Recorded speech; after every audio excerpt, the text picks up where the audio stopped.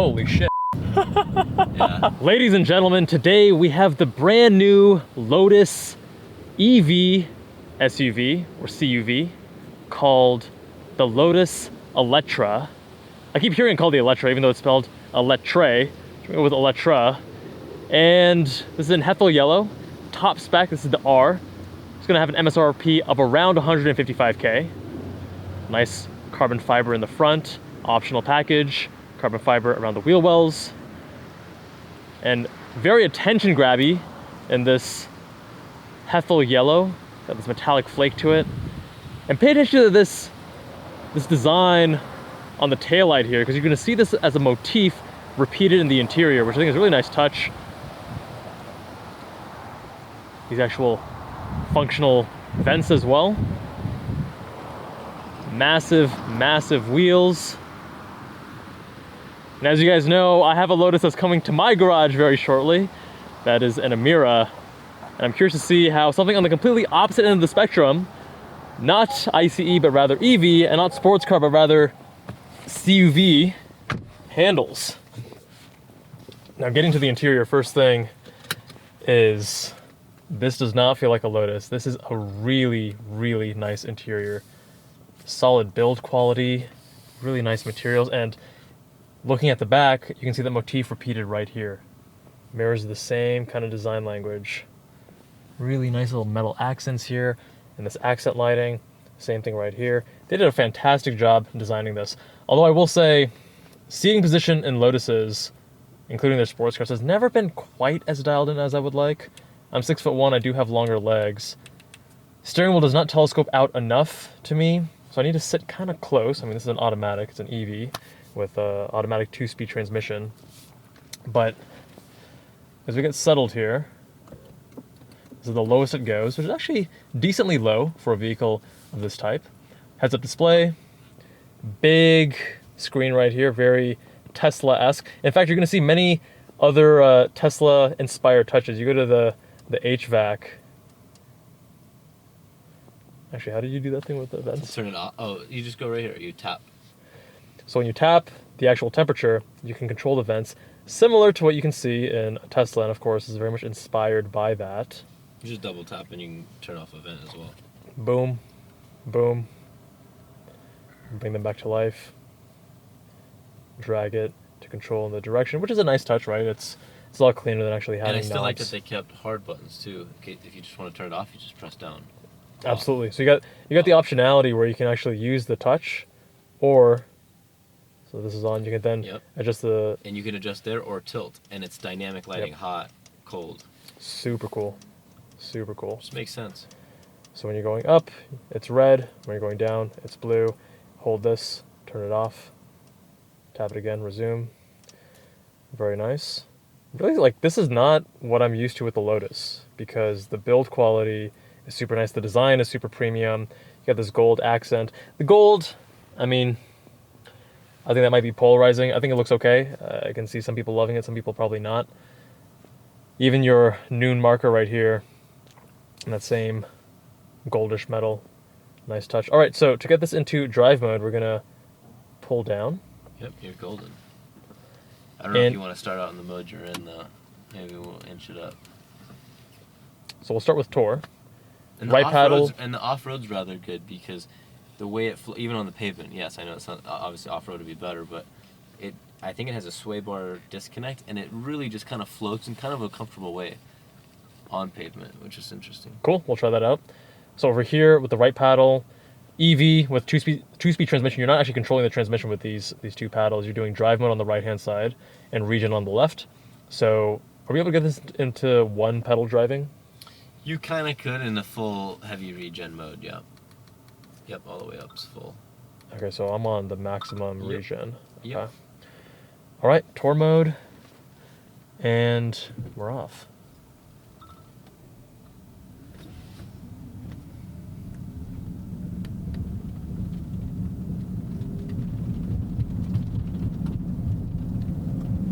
One thing Lotus has always been really good at is finding the balance with responsive chassis dynamics and comfort, suspension tuning. And so far, this does feel quite a bit floaty. You said we're in the off-road mode? No, we're in the tour right now. Is this tour mode? Yeah, so it's like their comfort mode. Okay.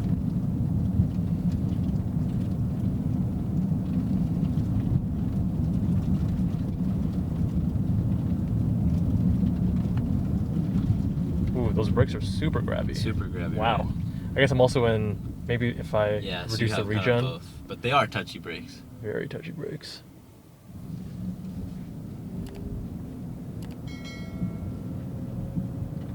Something feels a little bit, the steering, I guess, is feeling a little bit, yeah, sorry guys, the brakes are very grabby. You weren't kidding. Let's play around with these modes. Let's go to sport. Actually, if we're an individual, what can we actually adjust? I'm not too familiar how you configure, press that again for me. I saw a little, that setting Yeah. maybe? So you can have suspension and the power, you know, it's a configurable mode. I like off-road or track. Where's that? Oh, you mean the actual... if you go back to like just the preset settings. Okay. Let's go into the most extreme. Comparing that versus Tour will be nice. So we have air suspension. And I'm guessing the steering is going to be artificially weighted up as well. That's pretty cool. You got your G's over Yeah. there. Just the display here of the dash is super unique. They did such a good job at designing this interior. It's different. Most cars don't, like, my side almost looks like your side, and I think most cars are not like that. Yeah, very symmetric. This feels like a $155,000 interior. This is Yeah, a I really totally nice agree. interior. Even the feeling of the indicator stock, that nice tactile, crisp click to it. Holy shit. Yeah, it's got power. So kind of pulled to the right, and I think because it has only dual motors, even on the highest trim, it has a larger motor in the back, 905 horsepower total. The lower trim, I believe, is around 600 horsepower. But you get brake-based torque vectoring in the rear, but you don't get the active torque of having two independent motors in the rear. So a lot of vehicles in the segment would have tri-motor, one in the front, two in the rear, one controlling each wheel in the rear. This one is only one motor in the front, one motor in the rear. But wow, this thing has some serious power. They don't call it a hyper SUV for nothing. Yeah, they called it the world's first hyper SUV, which, I don't know, there's some... Define hyper. Yeah, and like, where do you draw that line? Because isn't the Model X I'm Plaid? just saying that's what they call it. I don't Yeah, know. the Model X Plaid I think accelerates faster than this. Is a sub 3 seconds 0 to 60, but the Model X I think is substantially faster than that still. Unreal Engine, got these fancy graphics, and then I love this the adjustable opacity of the sunroof there. That was super cool. One thing I also learned is that in the rear, so not on the driver's side, but for the passengers, the side glass as well, those windows will also become foggier in the auto mode based on where the sun is. So if it's sunny on that side, it will fog up and it'll stay clear on the right side and vice versa. Super interesting touch. Haven't seen that before in any vehicle.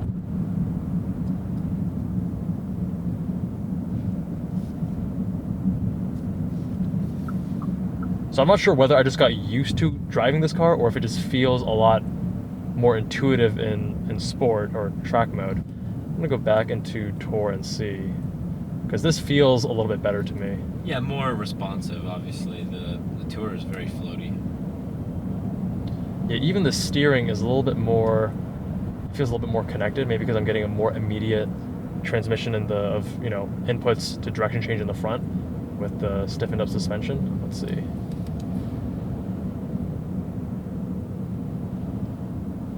Yeah, that's quite a substantial difference, actually. So this is pre-production, right? It is, but this is actually technically a European spec. Some of the charging componentry, even though it's left-hand drive, but this is very, very, very close to what a US spec car will look and feel and drive like. Just the charging component's a little bit different. Got it. So most of the bugs and issues and kinks have been ironed out by now. I've driven the car. I've seen no bugs or kinks or any issues. I was watching another review online, and with the infotainment display here, they just couldn't actually register touch controls. But it looks like we haven't been having any issues. Might have been an issue with their vehicle, perhaps. And this is kind of cool if you tap. I don't want to confuse you away, right? But there's some things you can do to unlock the car, pop the trunk, that sort of thing. That's cool. You can even get Also, other cool thing that I've never seen in really too many cars besides maybe trunk is like if you were to roll down one of these windows, the actual animated vehicle there's going to roll the window down too, which is just kind of a cool right. The Unreal Engine does that. All those fancy bells and whistles, super cool. How do we get that driving display where we can show all the vehicles around us? Because this will have autonomous driving, so it has the LiDAR front and rear. Yeah, let's see how to get back to it. That's a good question. Maybe navigation? I think it's tied into the There we go. And this, you think you can expand or open? The other thing, part of the, as this is, I don't want to say it's pre-production because this is really not. It's 99%. I just don't think the map's loading because it's a European spec. Okay, that makes sense. But we've got the vehicles around us there, just like you see on a Tesla, except this one has LiDAR, whereas Tesla vehicles are just using regular cameras.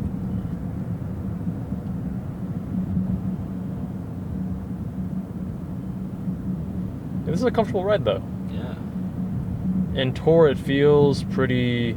I mean, even the throttle is still got power. Responsive enough, and yeah, I still feel like I'm not... Your neck's not just snapping back. Yeah, it's not like the track mode is twitchy, but it definitely feels a lot sportier, and it makes me want to drive the car a little bit harder. This one still feels one-to-one with the inputs. I think Lotus is generally very good at dialing in inputs and, you know, the way a chassis handles this. I mean, in soft, something about the steering feels a little bit floaty to me, but then when you go into sport, or sorry, I keep saying sport, but I mean track,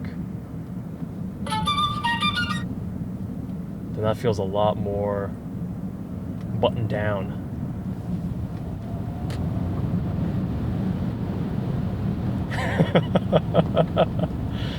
The rear end getting a little squirrely at over 50 miles an hour. I love that. So for those who want to know how the Lotus SUV drives, does it drive like a Lotus sports car? No. I mean, they were targeting, I believe it was 2,000 kilograms was the very aggressive goal, which would be 4,400 pounds. And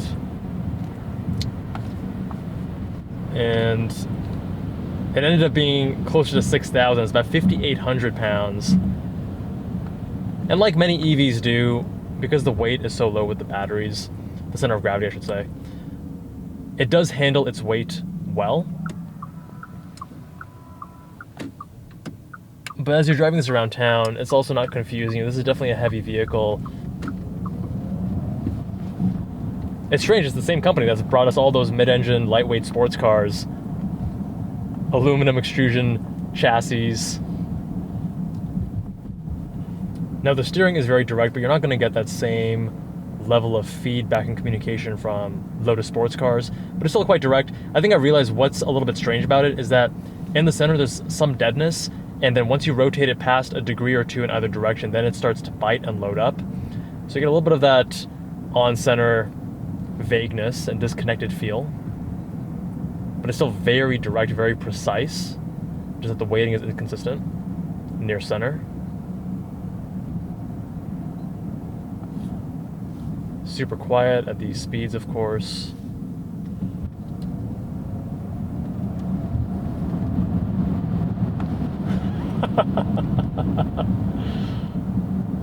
Yeah, it moves. Dude, she boogies.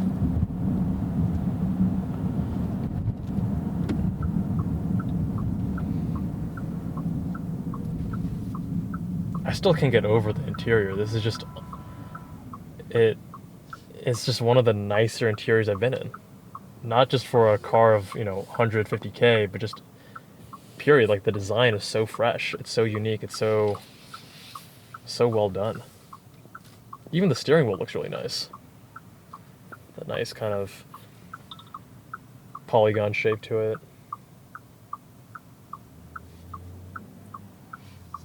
So you're saying with the LiDAR, it's fully equipped for autonomous driving, and it's more just of a regulation issue at That's this point? exactly correct, yeah.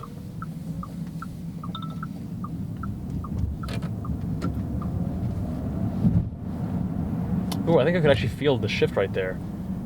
A little bit, yeah. Right as I let go of the pressure on the throttle, you could feel that little jerk. I guess that was the transmission shifting. Got to get the alignment checked too, because It is the a driving little off, straight, yeah. the wheel is crooked to We the just left. haven't had time. There's so many people wanting to drive it, and we only have it for 2 days, so we figured we sacrifice that a little bit. Yeah, well, I mean, that could be influencing the steering characteristics too, A right? little bit, yeah. So, I think the design language works a lot better on the interior than the exterior. The exterior, it's not ugly, it doesn't look bad, but it's a bit overstyled, and it's not going to age well. It's going to look very much like, oh, this is totally a 2024 kind of car. Right. That's why I prefer the car. I think most people won't prefer the the yellow, but just in an all black or a darker Yeah, tone. hide some of those lines. Hide some of the extremities of it. Yeah. But it's also one of those vehicles, I think that many EVs are kind of disposable, so you're not trying to find something that's timeless, because you're not going to keep an Why do you EV think people for feel 10 like years. Because the technology with EVs is constantly evolving. So something right now that's for 150K, in 5 years is going to be obsolete, because the tech at that point with batteries and motors is going to be Right. so far removed. And even with ICE, I mean, you get improvement, but You could say the same with gasoline. not the cars, same right? level, I feel like. It's not The as same disposable. exponential Yeah. improvement. And there's certain qualities of an older ICE that you don't get with an older EV. I actually don't mind driving this in track mode. I think what I've I think learned it's from nice. driving Lotus is that even their sporty suspension is dialed in really well. They've tuned things quite well. Even with the Amira, right? I was driving the Tour versus the Sport, and I was like, oh my Yeah. god, the Tour feels way too soft. The Sport is I like this agree. beautiful balance. And even here, the track, it's like it's responsive and comfortable, and it's sporty. I can feel the communication through the chassis. I would say the handling feels good, but if you go over a bump, it doesn't rattle your whole back. Yeah, or anything, it's not right? too harsh. Yeah, exactly. Suspension tuning is really one of Lotus's strong suits, as well as steering. But again, with this being an E-Pass unit, there it is. Yeah, with this being E-Pass, you're not getting that same beautiful Lotus steering. But what do you expect? This is a EV SUV.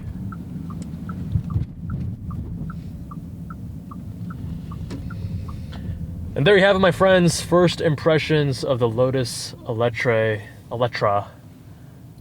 We might do a longer review, exploring some additional roads to really uncover how this thing drives, but so far, very impressed. Big thanks to Vegas Auto Gallery and Blake in particular for making this possible, and for selling me my Lotus Amira. Yeah, absolutely. All right, man. Cool. Appreciate Thanks. it.